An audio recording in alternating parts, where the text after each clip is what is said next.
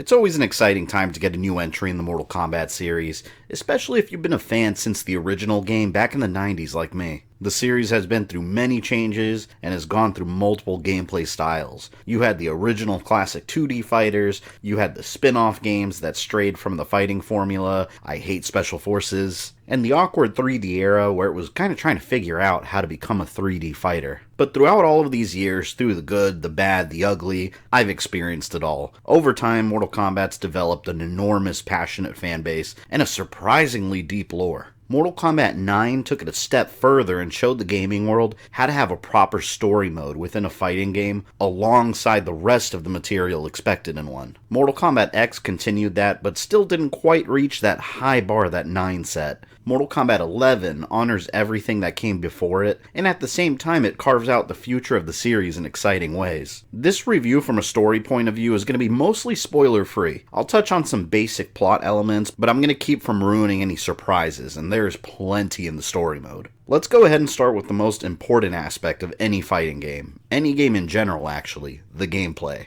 If you've played 9 or X, you'll find yourself right at home. This feels like Mortal Kombat, it plays like Mortal Kombat, it looks like Mortal Kombat. Every character has their own set of combos and special moves as usual, but there is one change from before. Instead of X-ray moves that you can unleash whenever your meter is high enough, now you have what's called fatal blows, which are similar in every way except the fact that now you can only use them once per battle when you're low on health.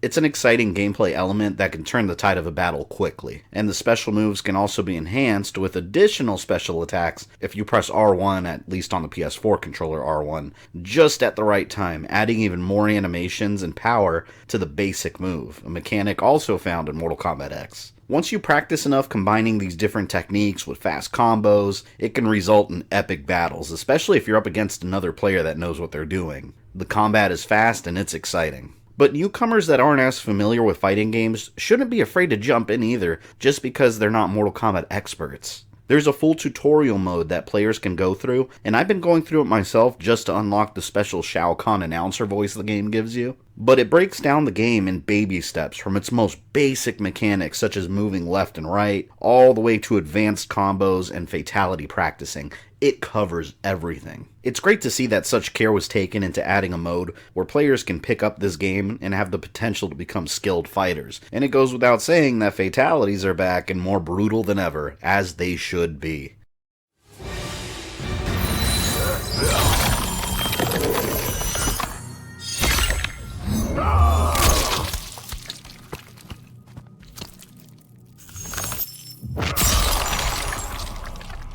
Fatality.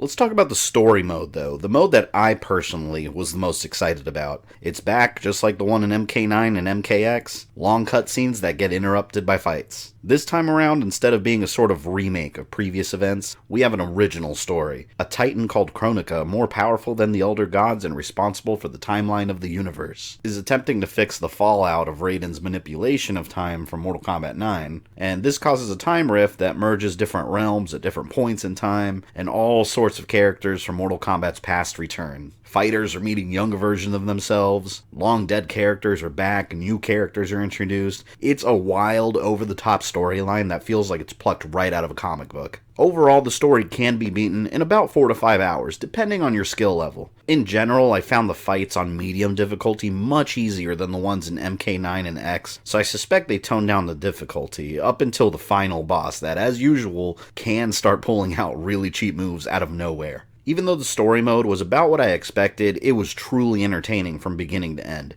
You could tell the developers absolutely adore these characters, and even though newcomers can enjoy the story presented, longtime fans that are familiar with Mortal Kombat lore are gonna get the most out of it. There's so much fan service here, it has to be experienced. There are so many small moments that'll make longtime fans just smile with glee. Subtle moments that you just can't appreciate without knowing these characters' backgrounds. Seeing Sub-Zero and Scorpion teaming up to go on a mission together after years of them being portrayed as rivals, seeing them throw humor numerous jabs at each other, showing that they've developed a friendship at some level. Seeing young Kano and older Kano cheesing it up, being his own best friend, and manipulating situations to watch Johnny Cage and Sonya get their asses kicked. And seeing young Johnny Cage amazed that his future self ended up with her.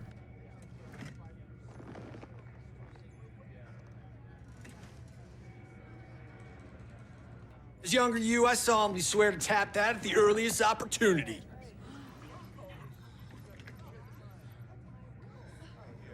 The writing is top-notch, and I never wanted to say this because I love the storyline in Mortal Kombat 9, but NetherRealm, they outdid themselves this time. Once again, they raised the bar with storytelling in a fighting game. And you do have to have some suspension of disbelief at times, since story-wise they do have to figure out ways to create fights, often starting in the most ridiculous ways. For example, Cassie Cage gets to celebrate her promotion by fighting her commanding officer, her mother, and this is what ensues.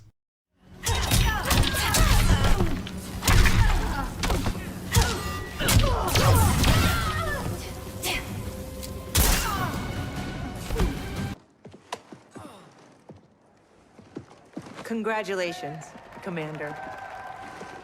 But that's part of the charm of a story mode built around the game with brutal, violent action. You can't take it too seriously. Aside from the quality of the story itself, there's also some moments that are almost movie quality, with enormous battles that look like something plucked right out of a Lord of the Rings movie, and some of the cinematography shows that they took time to make impressive looking shots and moments. By the time the story mode ended, I felt pleased. It gave me a complete story, filled with strong character arcs and a satisfying conclusion that left the future of the Mortal Kombat universe with endless possibilities. And let's talk about the offline arcade mode. One huge annoyance I have is when a fighting game shoehorns in a story mode and then gets rid of character endings in arcade mode, rendering arcade mode pointless. I'm looking at you, Soul Calibur 5. That is nowhere to be found here. Arcade mode is a series of fights stacked in a tower, just like classic Mortal Kombat, where you fight enemy after enemy till you reach the top and you fight the final boss. And then you're rewarded with a character ending showing what would have happened if the character you chose had won the story. It's exactly as it should be. And you can rewatch the endings you unlock in the collection menu, a feature I always appreciate years later when I get nostalgic and want to revisit the game. And it also serves as a reminder of who I've beaten the game with and who I haven't. There are some added elements in the Arcade Tower 2 now where you can use consumables. Limited items you could use, such as skipping fights. Some help you summon a character to help you during a fight. You can launch a wave across the screen. I personally don't like to use any of these because I'm very traditional when it comes to fighting games. I just want to fight the fight. And it can make some of the fights overly easy and help a bit too much, but newcomers that may have trouble during certain battles, these items are available for you to use if you feel the need. And the stages in the game are also the most detailed in the series I've ever seen, and I loved examining the backgrounds, which could be a little distracting during a tough fight, but that was my own fault. My favorite was quite possibly the Lin Kuei lab. Kinda reminds me of Terminator in a way too. The background shows an assembly line of Lin Kuei cyborgs being assembled, and if you look closely, you can actually see the brains with spinal cord attached being inserted into machine bodies. Now let's talk about all the unlockables that you find in the Crypt, another feature that started with Mortal Kombat Deadly Alliance, and is back and better than ever. For those that don't know, the Crypt is always an area where you go where you can spend your coins earned in the game. Sometimes it's a graveyard with a bunch of tombs you open. Mortal Kombat X had like a interactive first-person exploration-based one. Mortal Kombat 11's Crypt sends you back to Shang Tsung's island as an unnamed character exploring it, and its treasures, with a third-person camera angle that reminds me of God of War, and it's so much bigger than it first appears. When you first look at the map, it shows you the island, but there's also subsections you can enter like Goro's Lair that have their own detailed maps. Yes, the main aspect of it is opening chests using coins you earn. There's also chests that open with souls and hearts, and this is all gathered by simply playing the game in its different modes. It encourages you to replay the game's modes with multiple characters so you can earn more coins and unlock more chests in the Crypt. The chests contain things such as fatalities, brutalities, skins, concept art, stage music, items you use to craft together. When you find recipes that'll give you more items to unlock different areas of the island, it reminds me of the old days of gaming where where you actually had to work hard to unlock everything, and it feels incredibly rewarding. But aside from the unlockables, the best feature of the crypt is simply exploring. I went into the crypt at first just to quickly check it out, and ended up spending over an hour just wandering around because I kept finding stuff. You find Shao Kahn's hammer that you equip to smash down walls and open up new pathways. You can find Kenshi's bandana that allows you to see the spirit world, and that reveals secret locations. And I was going crazy at first trying to figure out why I couldn't use the souls I earned on the green pillars. They just said locked. Well, while exploring, I discovered the pit area, and then randomly Ermac fell onto one of the spikes out of nowhere. Then I collected his amulet from his body, which allowed me to access the green spires. Awesome little moments like that made me want to just spend so much time in the crypt, walking around and seeing what I found. And there's even some influence from the Mortal Kombat movie. In Goro's lair, I found the dining room area that looked oddly similar to the one from the movie, where Sub-Zero freezes the guy that shatters into pieces. Another item I found was called Living Spear, and the graphic of it was literally the head of Scorpion Spear from the movie. There's also little puzzles you have to solve throughout the island that give you access to different areas, and the crypt also adds in plenty of lore. Sometimes Shang Tsung randomly jumps in and starts talking, explaining the island's history, and there's even a treasure room that has different artifacts you could click on and read all about their history. The vampire orb that Natara uses is hiding in here, which is really cool because Natara hasn't shown herself in these newer games, but here they are still referencing her. Draman's mask is there.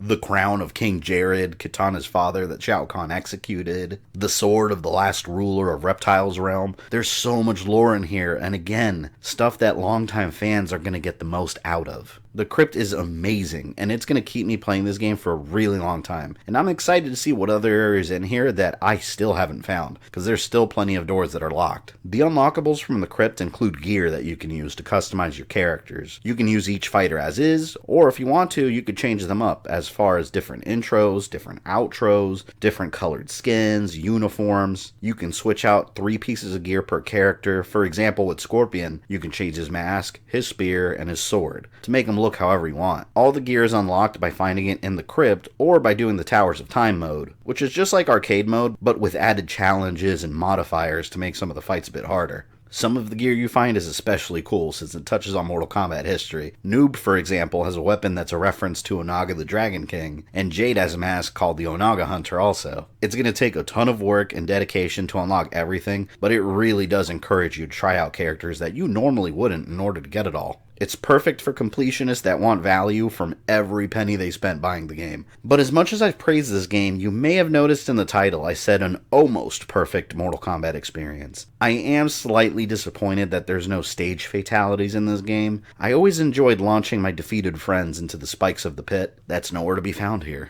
I've been wanting to see animalities back in the mix for a while too. One awkward choice is bringing back Mercy, which is a move that essentially gives your opponent another chance at victory once they've already lost. Back in the Mortal Kombat 3 days, Mercy was a requirement you needed to perform before you could do an animality, so it's a bit awkward bringing that back without animalities. I'm not really sure why they did that. I assume it was meant as a way to troll defeated players. And this last part didn't affect my enjoyment too much on a personal level, but it may be the nail in the coffin for some. At least for now. The online doesn't seem perfect yet. I'm not a big online player, but I did try to jump online a couple times, and this is what happened when I tried. It just kept spinning around and I couldn't connect to any matches. I assume this is something that'll be fixed quickly, because this is a common thing with fighting games at launch. At the time of this review, I haven't had any luck connecting to matches normally. And also, it seems that some single player features are connected to the online servers. On release day, I was trying to explore the crypt, but I kept losing connection to the online server, and it kept kicking me back to the menu. I'm not sure why single-player modes are being linked to online servers. Overall, it seems like a pretty bad idea that can cause some huge problems. I don't give games review scores because I think the contents of a review is more important than an arbitrary number that doesn't really mean anything. But the online issues at the time of launch would have knocked it down a couple of points. Were it not for that, I would have given Mortal Kombat 11 a perfect score. It not only elevates Mortal Kombat even higher than it was before, it raises the bar for fighting games in general. With a game like this in existence, there is no reason that future fighting games can't have a quality story and modes that keep players wanting to go back to it over and over again. There's no excuse at this point. If you're on the fence with this game, go ahead and give it a shot. I can't imagine you won't find enjoyment in it.